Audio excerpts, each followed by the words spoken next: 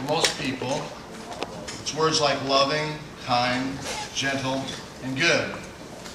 And those are all accurate words to describe Jesus, but I think there is one word that describes Jesus that few of us consider. Jesus is dangerous. If Jesus were nothing but gentle, kind, and a happy guy walking around Jerusalem, he wouldn't have been seen as much of a threat. If Jesus was simply a super nice guy, nobody would have bothered him.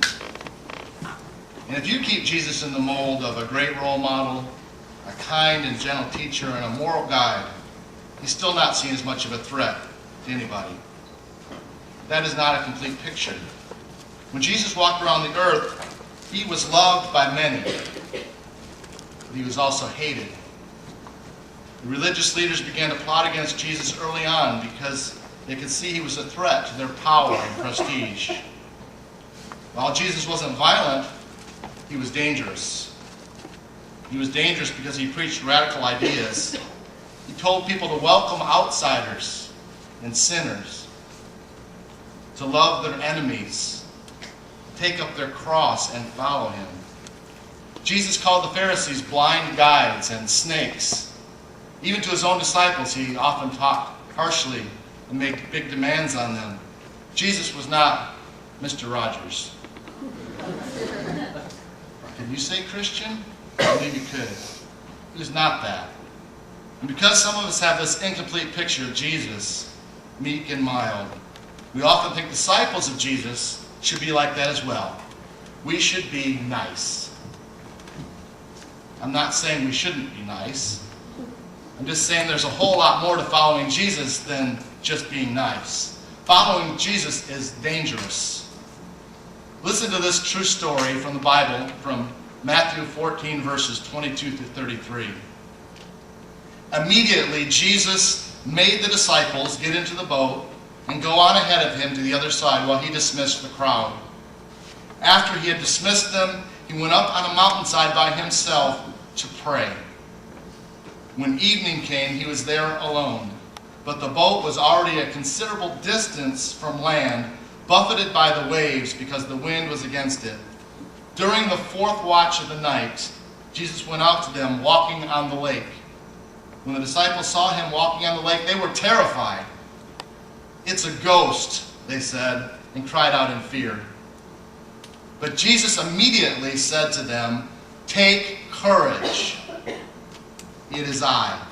Don't be afraid."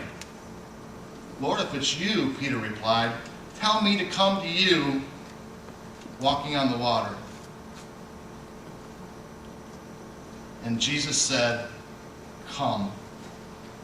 Then Peter got down out of the boat, walked on the water, and came toward Jesus. But when he saw the wind, he was afraid and began to sink, and he cried out, "Lord, save me." Immediately, Jesus reached out his hand and caught him. "You of little faith," he said, "why did you doubt?"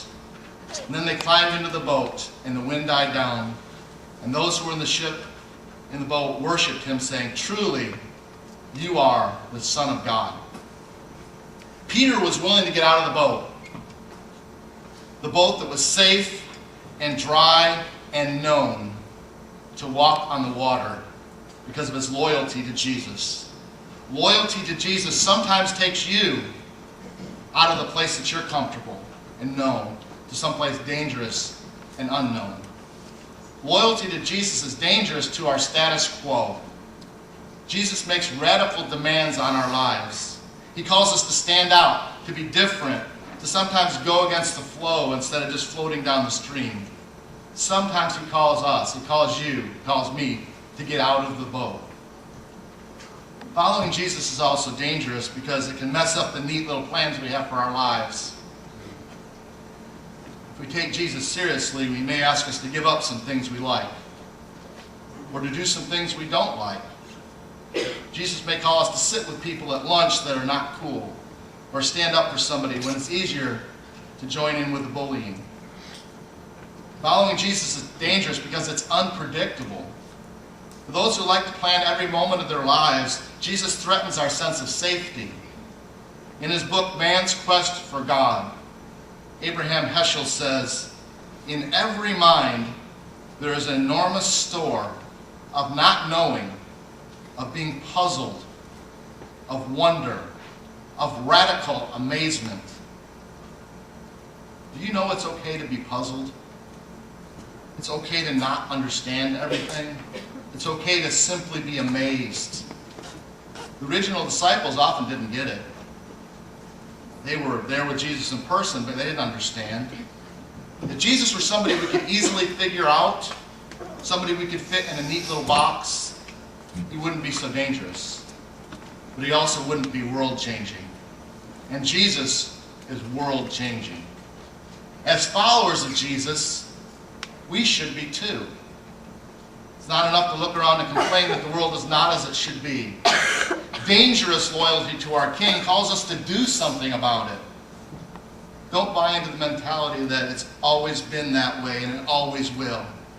Jesus came to redeem the world, not simply to forgive it. Jesus came to change hearts, to change lives, to change villages, to change countries, to change the world. Albert Einstein once said, "The world is not dangerous because of those who do harm, but because of those who look at it without doing anything."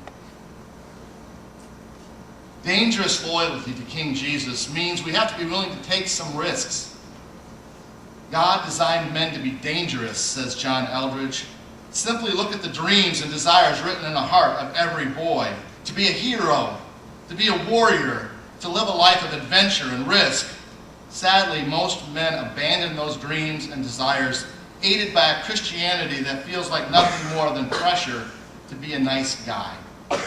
It's no wonder that many men avoid church, and those who go are often passive and bored to death. But I have good news for you guys and for you girls.